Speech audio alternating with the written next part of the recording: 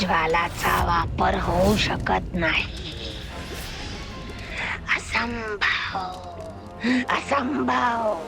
Marjorie, आता नकार देऊन चालणार नाही. आता आपल्याला आपले नियम तोडण्याची वेळ आलेली आहे. नाही, हे शक्य नाही.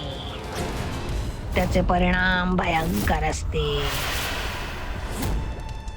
भविष्यात मोठं संकट निर्माण होईल. मार्जरी, तुला कळत कसं नाहीये? आपण जर का आपल्या भविष्याचा विचार करत बसलो तर आपला वर्तमान जळून राख होईल. त्या अंबिकाची शक्ती दिवसेंदिवस वाढतच चालली. ती माझ्या खऱ्या रूपापर्यंत पोहोचण्याचा प्रयत्न करते. आणि तसं जर का झालं तर आपले इतक्या वर्षांचे प्रयत्न, कष्ट, योजना सगळं एका क्षणात नष्ट होईल. मार्जरी, आपल्याला कालज्वालाचा वापर करावाच लागेल. पण मंजिरी, नाही, आता पण बिन काही नाही. मार्जरी, तू विधी सुरू कर. विधी सुरू कर. कालाने प्रज्वल्यस्व, कालाग्ने प्रज्वलस्व, कालाग्ने प्रज्वलस्व, कालाग्ने प्रज्वलस्व, कालाग्ने प्रज्वलस्व, मम रूपम गुह्य कुरु. कालाग्ने प्रज्वलस्व.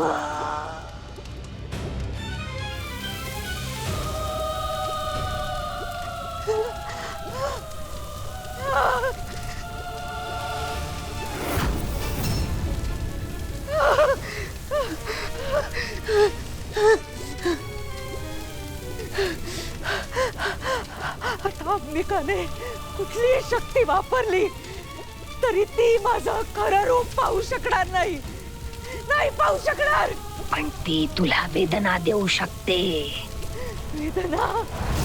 मार्जरी, असं अख्खं अंग जळतंय. याहून जास्ती वेदना ती काय देऊ शकणार आहे मला? आणि जरी दिल्या तरी मी त्या सगळ्या वेदना सहन करीन. पलटवार करणार नाही. आणि सगळ्यात महत्वाचं म्हणजे या कालज्वाला आहे. हा काय साधा अग्नी नाहीये. या ज्वालांना अंबिका अजिबात नियंत्रणात आणू शकणार नाही.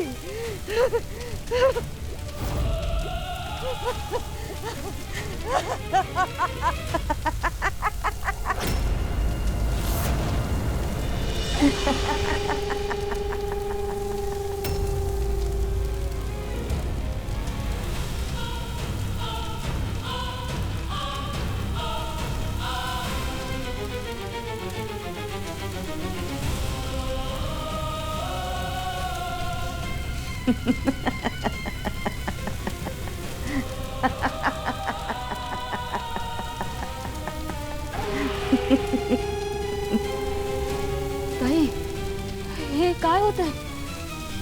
तिचा चेहरा का दिसत नाहीये? मी बघते काहीतरी. देवी आई, हा अग्नी शांत होऊ दे, विझू दे आणि मंजिरीचं खरं रूप आमच्या समोर प्रकट होऊ दे.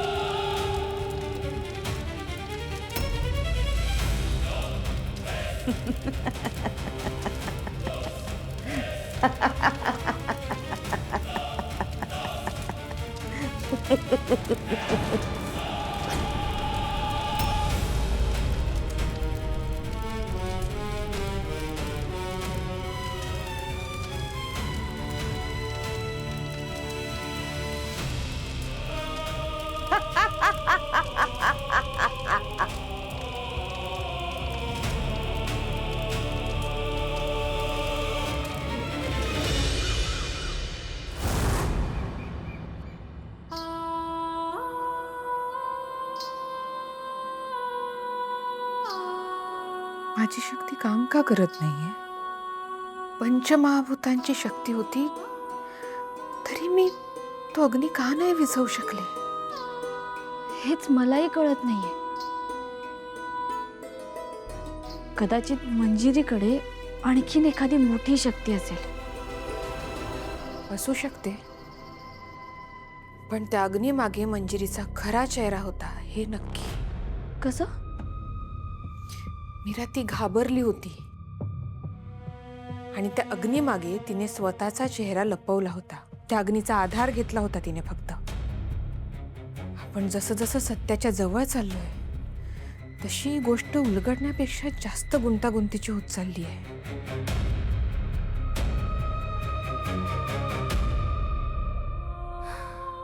देवी आई, ह्या सगळ्या प्रश्नांची उत्तरं मिळवण्यासाठी आम्हाला मदत कर.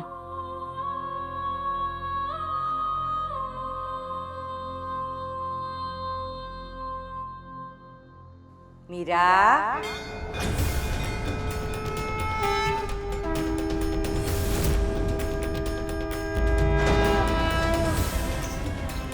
आजी,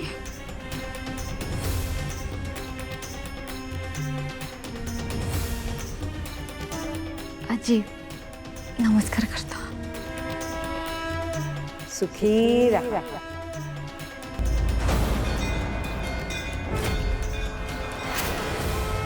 आजी, या युद्धात आम्ही जास्तच अडकत चाललोय.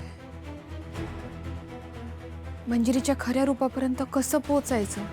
अंबिके, हे कलियुग आहे आणि कलियुगात लोक जे दाखवतात ते सत्य असतंच असं नाही. अनेकदा सत्य मुखवट्याच्या मागे लपलेलं असतं आणि असत्य सत्याचं रूप घेऊन आपल्या समोर उभं राहिलेलं असतं. इथे प्रेम आहे असं वाटतं, पण मनात द्वेष दडलेला असू शकतो. आदर आहे असं वाटतं, पण त्यामागे स्वार्थ असू शकतो. माणुसकीचे शब्द ऐकू येतात, पण हृदयात तो भाव असेलच असं नाही. हे कलियुग म्हणजे संभ्रम, खोटारडेपणा आणि संशयाचा कुंभ आहे. इतकंच काय, कधी कधी या जगात वावरणारी प्रत्येक गोष्ट या जगातलीच असते असं नाही. काही अस्तित्व अशी असतात जी आपलं खरं रूप लपवून जगासमोर वेगळ्याच रूपात येतात. म्हणूनच मंजिरी जे दाखवते ती तशीच आहे असं आपण कशावरून मानायचं? सत्य लपवायचं असेल तर असत्याला नेहमीच एखादं आवरण निर्माण करावं लागतं. म्हणजे तो अग्नी तो साधा अग्नी नव्हता, ती कालज्वाला होती.